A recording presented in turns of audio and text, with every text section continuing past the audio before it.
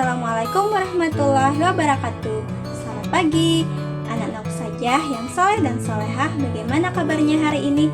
Semoga semuanya sehat walafiat dan tetap semangat untuk belajar hari ini. Dan juga jangan lupa untuk rajin mencuci tangan dan melaksanakan protokol kesehatan. Anak-anak saja, pada pertemuan sebelumnya kita telah belajar tentang proses pernapasan hewan dan manusia. Nah, pada pertemuan kali ini, yaitu tema 3, kita akan belajar tentang proses pencernaan hewan dan manusia. Apa sajakah alat-alat pencernaan hewan dan manusia, serta bagaimanakah proses pencernaannya? Nah, akan kita pelajari pada tema kali ini. Pada pertemuan hari ini, kita akan belajar tentang sistem pencernaan hewan. Apa saja alat-alat pencernaan hewan beserta fungsinya?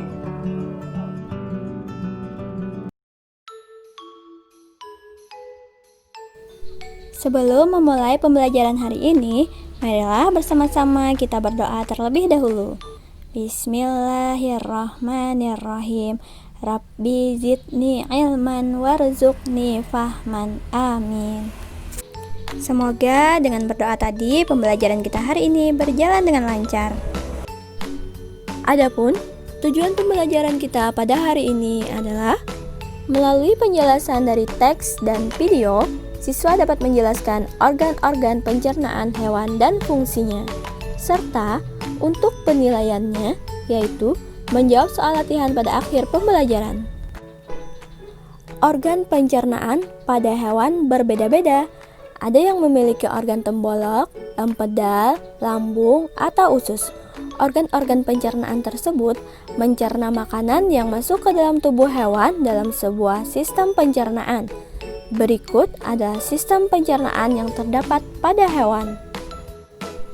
Yang pertama adalah hewan ruminansia atau hewan memamah biak. Hewan ini adalah hewan pemakan tumbuhan. Hewan ini dapat mengunyah makanan 2 kali sebelum akhirnya dicerna tubuh dan diubah menjadi energi. Dan contoh hewan ruminansia adalah sapi, kerbau, rusa, domba, unta, jerapah, kambing, dan kijang. Berikut adalah organ-organ pencernaan pada hewan ruminansia beserta fungsinya. Organ yang pertama adalah mulut. Mulut sebagai tempat masuknya makanan. Di dalam mulut terdapat organ-organ pencernaan lagi, yaitu terdiri dari gigi. Gigi tersusun dari gigi seri untuk memotong dan gigi geraham untuk mengunyah. Kemudian lidah. Lidah untuk merenggut rumput atau makanan dan mendorong makanan menuju lambung, serta saliva atau air liur berperan dalam proses pencernaan kimiawi. Organ pencernaan yang kedua adalah esofagus atau kerongkongan. Organ ini berfungsi sebagai jalur penghubung antara rongga mulut dengan lambung.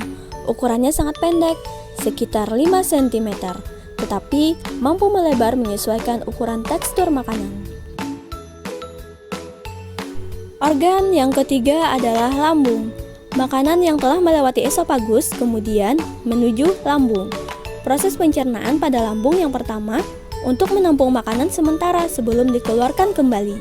Selain itu, lambung berfungsi dalam proses pembusukan makanan dan menghasilkan enzim selulase yang dapat mengurai selulosa. Berikut bagian-bagian lambung hewan ruminansia terdiri dari rumen atau perut besar, retikulum atau perut jala, omasum atau perut buku, dan abomasum atau perut masam. Organ yang keempat adalah usus halus. Usus halus berfungsi menyerap sari-sari makanan yang telah diproses di dalam lambung. Sari-sari makanan yang diserap kemudian diedarkan ke seluruh tubuh dan diubah menjadi energi. Organ pencernaan yang terakhir adalah anus. Sisa proses penyerapan akan dibawa menuju anus dan sisa ampas makanan akan dikeluarkan melalui anus. Proses pencernaan hewan ruminansia. Pertama-tama, Rumput atau makanan dikunyah di dalam mulut, kemudian dialirkan menuju esofagus atau kerongkongan, kemudian dialirkan menuju lambung. Bagian lambung yang pertama adalah rumen atau perut besar. Di sana merupakan tempat penyaringan sementara makanan yang sudah dikunyah. Makanan dicerna dengan bantuan mikroba atau bakteri. Kemudian, makanan dialirkan menuju mulut untuk dikunyah kembali. Dan kemudian makanannya dialirkan lagi menuju lambung. Bagian lambungnya adalah retikulum.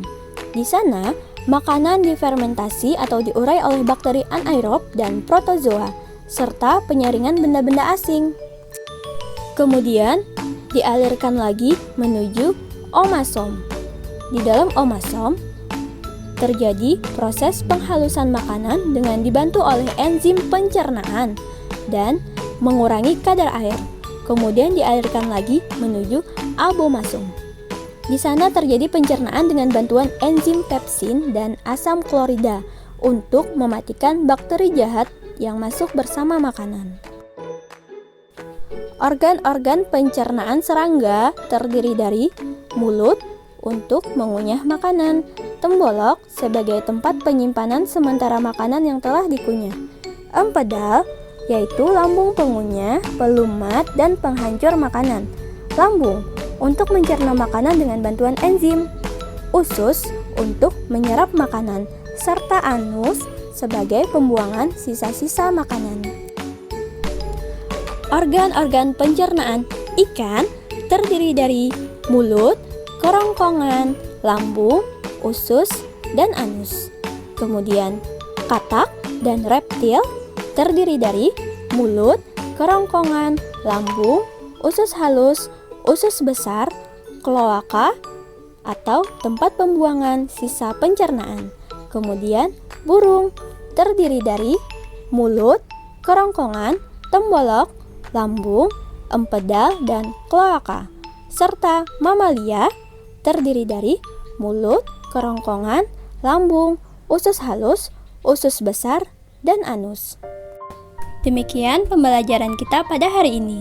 Untuk mengetahui pemahaman kalian tentang materi yang telah disampaikan tadi, coba kerjakan latihan soal berikut ini. Kerjakan di buku latihan, kemudian jawabannya dipoto dan dikirim ke wali kelas masing-masing. Nah, anak-anakku saja yang soleh dan solehah, demikian pembelajaran kita pada hari ini. Semoga dapat dipahami. Ustazah akhiri, marilah bersama-sama kita membaca hamdalah. Alhamdulillahirabbil alamin. Dan juga terima kasih atas perhatiannya. Wassalamualaikum warahmatullahi wabarakatuh.